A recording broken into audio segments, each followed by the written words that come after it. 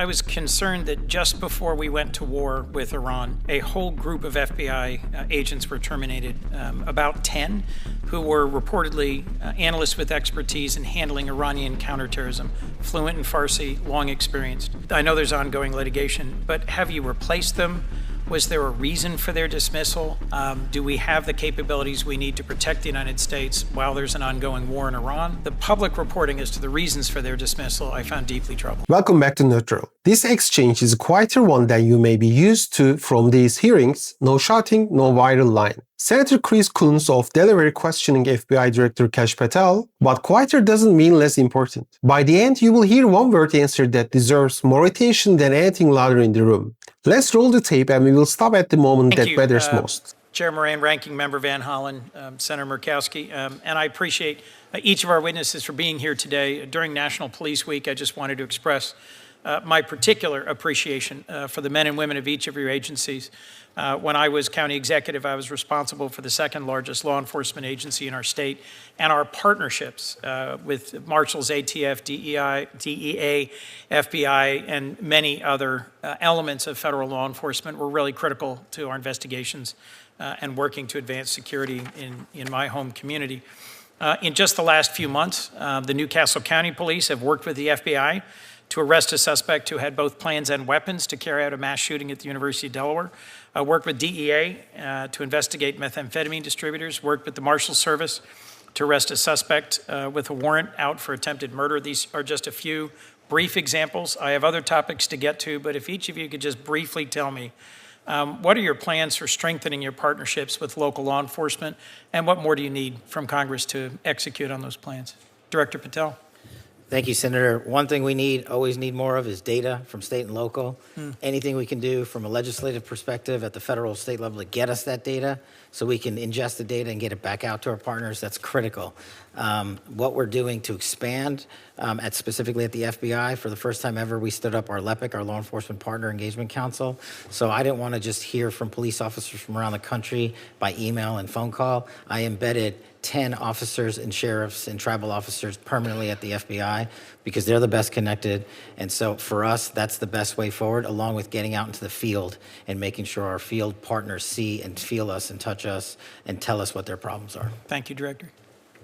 Senator, more connectivity to our state, local, and tribal partners is the utmost importance at DEA.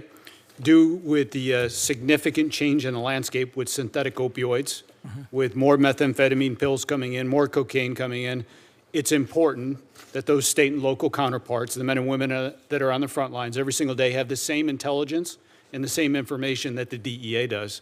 Part of this is coming from our capacity to build foreign partnerships. The amount of foreign partnerships and people we have downrange in Mexico and Colombia, that intel is critical to the beat officer that's working in rural areas.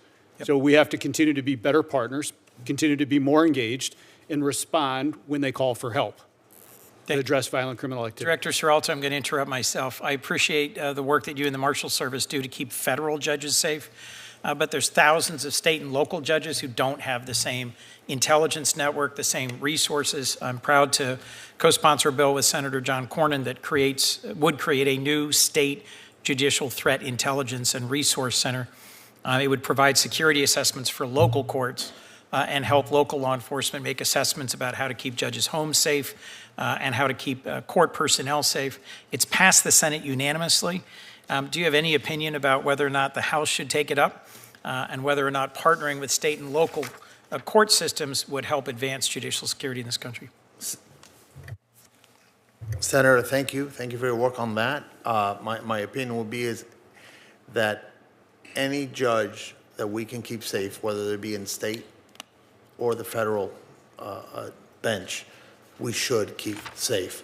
To that end, I'll tell you, judges make decisions that are life-changing, sometimes to themselves. So 50% of the time, someone is upset with the judge's decision, right? Yep. Whether they win or lose. And that's something that we need to keep in mind. The justices, judges, the judiciary are the pillars of our country.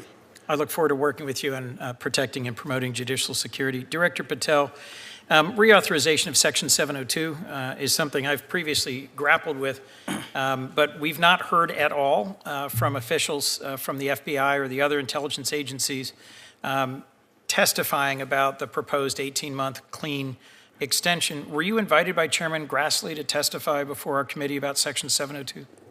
What I recall, Senator, is that we in the FBI team have been providing briefings pursuant to the chairman's request. So we've done at least a dozen in the Senate and at least half a dozen or more in the House, including myself and Director Ratcliffe personally.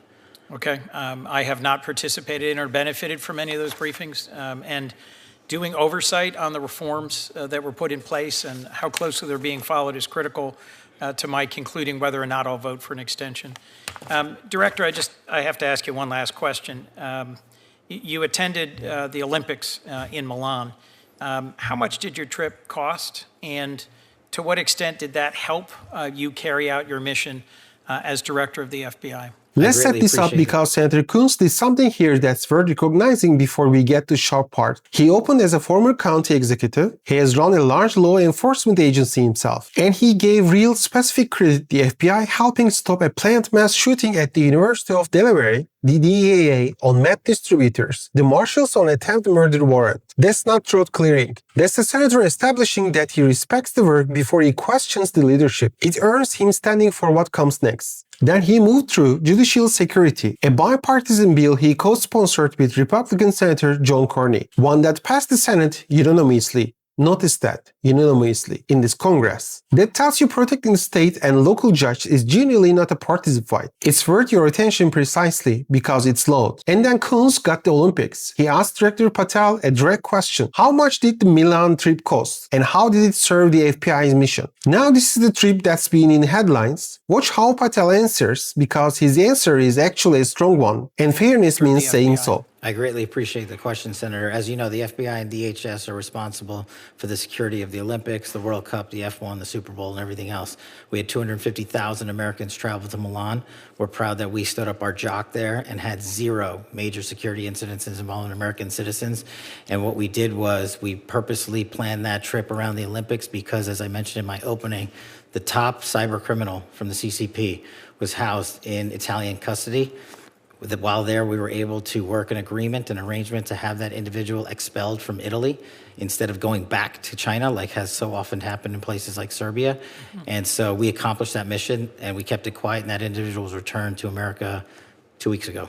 I was concerned that just before we went to war with Iran, a whole group of FBI agents were terminated, about 10, who were reportedly analysts with expertise in handling Iranian counterterrorism, fluent in Farsi, long experienced.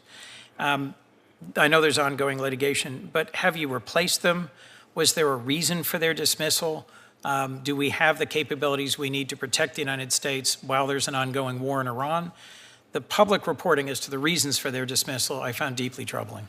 Well, as I've addressed earlier, I don't believe the public reporting is accurate. What we did do for the first time in FBI history is stand up the Iran Threats Mission Center that is housed inside the FBI with our Iran experts, including intelligence and analysts and agents, and we have seen a 47% increase in the arrest of Iranian spies. Do you disagree that there were 10 Iran specialists dismissed right before the war began? Yes. Senator Hagerty. All right, let's put the whole thing together because this hearing rewards the careful eye, not the loud one. Start with the Olympics because here I want to give Director Patel credit plainly. Coons asked what the Milan trip accomplished. Patel's answer was substantive. He said the FBI and DHS are responsible for security at major events. The Olympics, the World Cup, the Super Bowl. He said 250,000 Americans traveled to Milan with 0 major security incidents. And he said the trip was timed around the Olympics for a specific reason. A top Chinese cybercriminal was in Italian custody and the FBI worked an arrangement to have that person sent to the United States rather than back to China. If that account holds up, that's a real result. And it reframes a story that had been reported mostly as director drinking beer at the Olympics.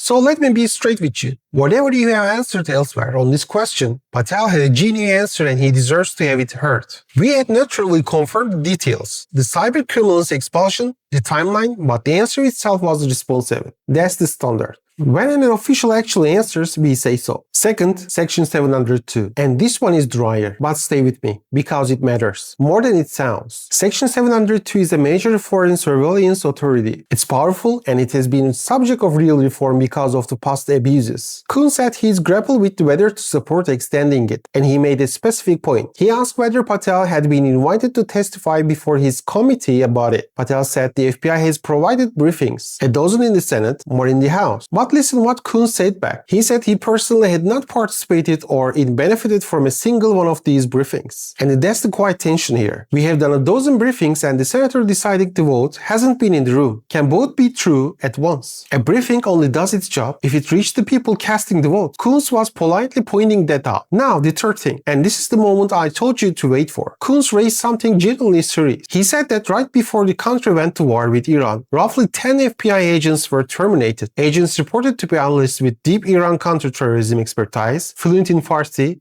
long experience. He called the public reporting on why they were dismissed deeply troubling. Patel's response was to point to the new Iran Threats Mission Center and a 47% increase in arrests of Iranian spies. Those are real things and worth noting. But watch the exchange closely because Coons did something sharp. He didn't argue. He narrowed. He asked one clean factual question. Do you disagree that 10 Iranian specialists were dismissed right before the war began? And Patel's answer was a single word, yes. I want to sit on that because it's the most important 15 seconds of this hearing, and it's easy to miss. That yes is not a yes. Here is the context. It's not a yes, but the reporting is incomplete. It's a flat denial that event happened at all. And here is why it matters regardless of how you vote. Either the reporting about 10 dismissed Iran experts is wrong, in which case there's a correctable factual error sitting in the major news coverage, and that should be cleared up publicly. Or the reporting is right, in which case the director of the FBI just told the Senate committee, under questioning, that something didn't happen when it did. There is no comfortable third option. Those two possibilities point in positive directions, and only one of them can be true. That's not a partisan observation. That's just arithmetic. And Coons handled it the right way. He didn't theatrically pounce. He left the contradiction sitting there in the record, plainly for everyone to check later. That's actually the more powerful move, because now it's verifiable. Now it's homework. And homework is what we do here. So here's where I want to land tonight. This was a hearing with no fireworks. And that's exactly why it's worth your time. Senator Coons gave credit where it was due, asked precise questions and got one strong answer, and one answer that flatly contradicts public reporting. Director Patel had a genuinely good response on the Olympics, a defensible one on briefings, and one word answer on the Iran analyst that the country deserves to see resolved. We are going to chase that down. The dismissed agents, the